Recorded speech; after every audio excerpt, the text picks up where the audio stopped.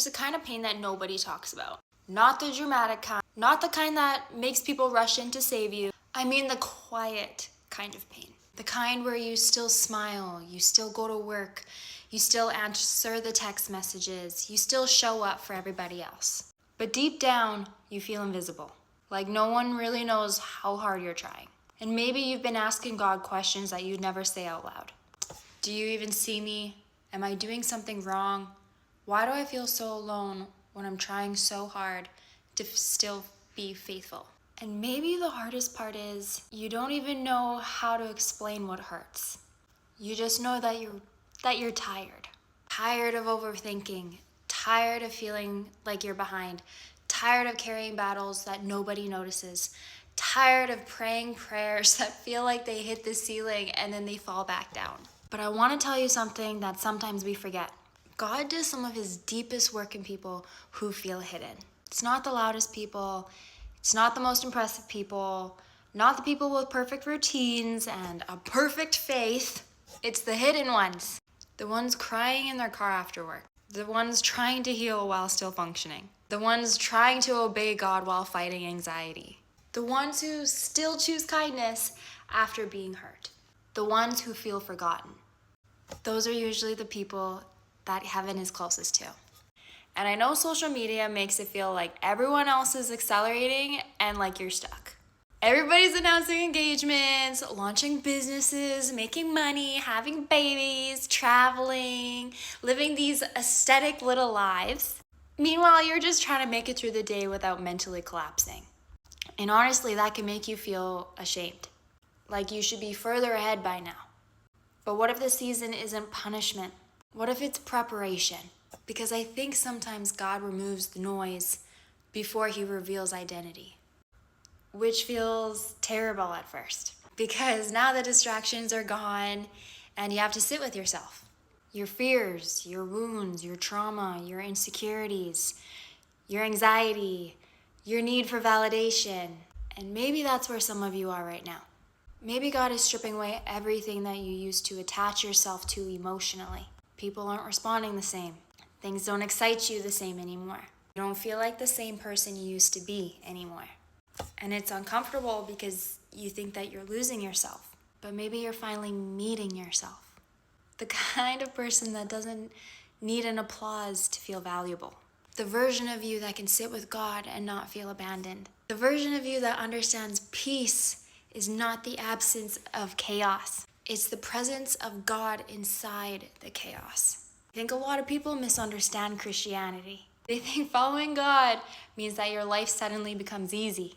But sometimes following God actually means becoming strong enough to keep loving, to keep believing, and to keep showing up even when life doesn't immediately reward you for it. That's real faith. Real faith is saying, God, I don't know what's happening in this season, but I still trust you. That when everything is going absolutely wrong, God is still good. And can I say something that might heal somebody that's listening? You do not need to become louder to become worthy. Some of the purest souls are the quiet ones. Some of the strongest people are the ones who kept going and didn't give up. Some of the most anointed people are the ones who have gone through a tragic heartbreak. Brokenness actually has a way of making people softer, more compassionate, more understanding, more human. And maybe that's why Jesus was so able to reach people deeply, because he understood suffering. He understood betrayal. He understood loneliness, grief, exhaustion. People always talk about the miracles that Jesus performed. But sometimes I think the greatest miracle that Jesus performed was the way that he can make people feel so deeply seen. He noticed people that everyone else ignored. God is not disappointed in you for struggling. He's not shocked by your anxiety. He is not angry that you're tired. And he's not withholding love for you until you fix yourself. You are loved right now. Not the future healed version of you. Not the version of you with more discipline. Not the version of you with that dream body, dream career, dream relationship.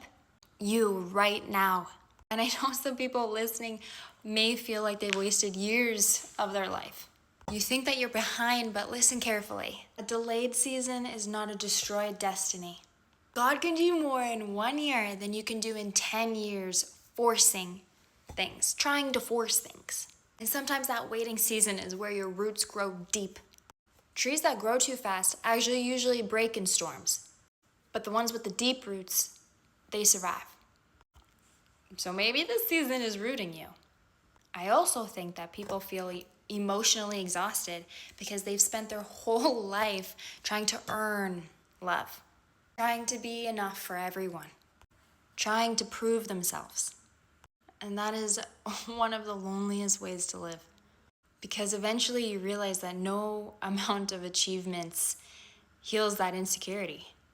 You can be attractive and still feel unworthy. You could be successful and still feel empty. You could be surrounded and still feel so alone, because the human heart was never designed to survive disconnected from God. There's a hunger inside people that success cannot feed. And I think that deep down people know that. I think that's why people feel so numb right now. We're consuming more content than ever and feeling less connected more than ever. More stimulation is less peace. More opinions is less truth. More performance is less authenticity. And people are starving for something real. Not polished, not fake motivation, not another 5 steps to success. People want honesty. They want someone to say, I know life feels hard sometimes. I know that you're trying. I know that you feel overwhelmed, but you are not abandoned. And if no one told you today, I'm proud of you for still being here.